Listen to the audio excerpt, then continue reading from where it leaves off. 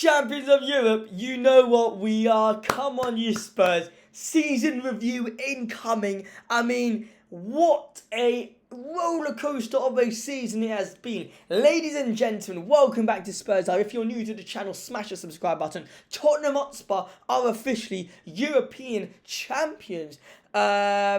Should I say this again? Sorry. Tottenham Hotspur are European champions of the world. I mean, it's unbelievable to say this. Unbelievable. I think a lot of fans out there aren't really understanding how massive of achievement this is. 17 years we've waited for this moment. And it's not an FA Cup we're winning. It's not a little Carabao Cup. It's the Europa League. I mean, it's the Europa League. Doesn't matter what team we beat at AZ Alkmaar, Bodo Glimt, Manchester United. We got the trophy at the end of the day. Now, does anyone remember, probably everyone does, but does anyone remember this famous clip that Jamie Carragher said on the overlap with the fans? He said, there is no way in a million years in a final Tottenham Hotspur beating Manchester United. There's no way. But look what's happened, Carragher. Look what's happened, mate. Tottenham Hotspur beat United. And you know what? We did it in style. We did it in Bilbao. Wow, it's unreal. It's unreal, ladies and gentlemen. Look, let's have a little discussion about what's happened lately. Tottenham Hotspur obviously have just lost 4-1 to Brighton. The season's over, 17th in the league. We had an absolute stink in the league. But no one cares. You know why? Because we got a cup. We got a cup. Now, what the important question is, and this is going to be my opening question for everyone there in the chat or down in the comment section down below, is would you rather finish 17th and win a Europa League or finish in the top 10 and not win a cup? Let's be honest, you'd rather finish 17th. But this is where I stand with it. It's very nice finishing 17th and winning Europa League. But the only reason why I would take it is because we haven't won a trophy in 17 years. And having the title of European champions after not winning anything for 17 years is incredible. But if I've just won something last year, I don't want to finish 17th. You can give me the Europa League. I don't want to finish 17th. I'll be honest, I don't want to. I think league form is so important because it shows that you're improving after season. You know, this season, what could we tell with Ange's tactics, and we're going to get over to Ange in a second, is we could tell that in terms of Premier League, we've dropped dramatically an incredible amount. But in terms of domestic cups, we've actually done quite well. We were still in the cups last couple months. We were still in all cups. And I think you can see that the manager prioritised the cups over the league. And now, whether or not Ange now said in his press conference the other day, oh yeah, I prioritised it only a month ago or 2 months ago. Whether you want to believe it or not, it's up to you. But it's evidence that he only prioritised the cups a couple months ago. Now let's talk about for a second the league. I mean, Ange football. Let's talk about Ange football. Ange football is like Marmite. It's either you like it or you don't like it. You can't be half-half with Ange football.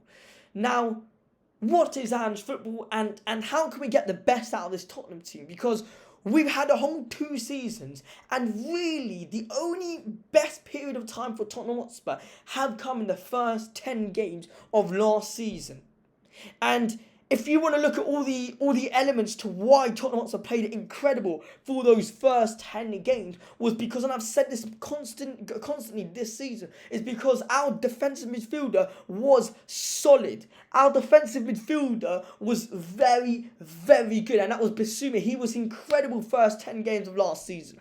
He's unfortunately had a big drop-off, but we saw that in the European campaigns, Bissouma has been very, very good. Or not just Bissouma, Bentancur as well. You can see that Ange really prioritised Bissouma and Bentancur partnership in the European Cups because he knows how solid they are. Now, going into next season, in order for Ange football, let's hypothetically say that Ange stays next season. We need to get a defensive midfielder.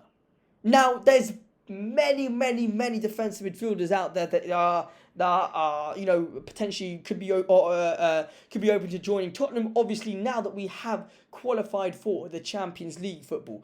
But the one that's always been on my radar, and I've always said I want him, is Ederson from Atalanta. I think he's absolute class. And you know what? To have him as a powerful player in that defensive department for Tottenham Hotspur could do wonders. Could do absolute wonders. The second department we have to fill as soon as possible is that left wing department. Now, who would you like to have there? There's plenty of players out there. You can even say that you would want Solomon there, Tell there, or you want to go and buy a new player. I think we got to go sign a new player. Someone like Udogie who can take on his man, because that is what we've been asking. Wilson Odobert is a really, really good footballer, but he needs to improve. It's all about his potential with Odobert. And I think with more game time, you can see a bit more improvement from him. But I don't think he's ready just yet to start. We need to sign a ready, experienced player. Now, I don't really have any names for you right now on that left wing spot. But again, we can sign plenty of players out there who probably would be interested in joining Tottenham Hotspur. I'll be honest, there would be. Now, obviously, the obvious player out there who is quite interested in leaving their team is Marcus Rashford. Now, whether or not you would want to see him at Tottenham Hotspur on that left-hand side, comment down below. But then one other department I do want to talk about is the Ange Postecoglou. Now, do we keep Ange? Do we sell Ange? I think Ange is let go of Ange. I think Ange is one not trick but one competition manager. It's not his fault. It's the team, because at the end of the day, us as a team, I think Levy hasn't provided him with enough support last season in order for him to compete in both competitions. But Levy has provided him with enough to not finish 17th. Now, personally, for me, I think he does deserve to start next season. 100% he deserves it. Would I give it to him to start? At the beginning of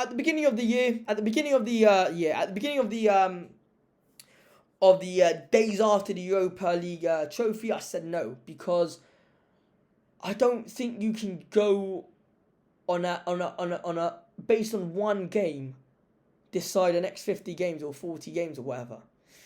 Problem for me with this is that hypothetically you give Ange Postecoglou next season, you're basically and then say he does really bad in the league, and we end up in 10th come the first 3 months first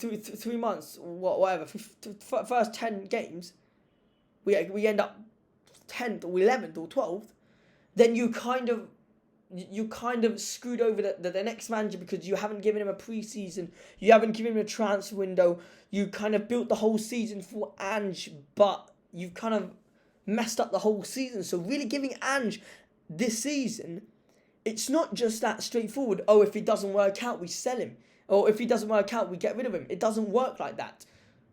I feel like if you give Ange this season, you have to kind of give him the whole season. It's all or nothing. I don't think you can really sack him midway, because he's provided you with a trophy. So I think going into this season, either you want him to stay or not. You've got to decide before pre-season and give the next manager the whole transfer window.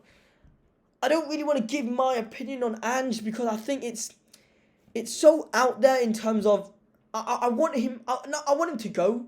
I really want him to go, because I don't think he's good enough. I think you need to be good enough to compete in the league and in cups together.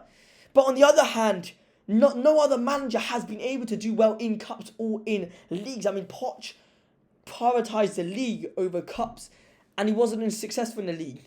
Conte prioritised a mix. He tried to do a mix of them both and was unsuccessful in both. I mean, and then you look at Jose, where he kind of prioritised the cup, wasn't able to go forward with the cup. But you can see that in the league table we fell off very, very, very much. So look, lads, I would love to know your thoughts in the comment section down below in regard to what we spoke about today. Ange in or Ange out. Rashford to Tottenham, yes or no? And let me know in the comment section down below. Ladies and gentlemen, we're back. Come on, you Spurs, European champions. We know what we are. Come on.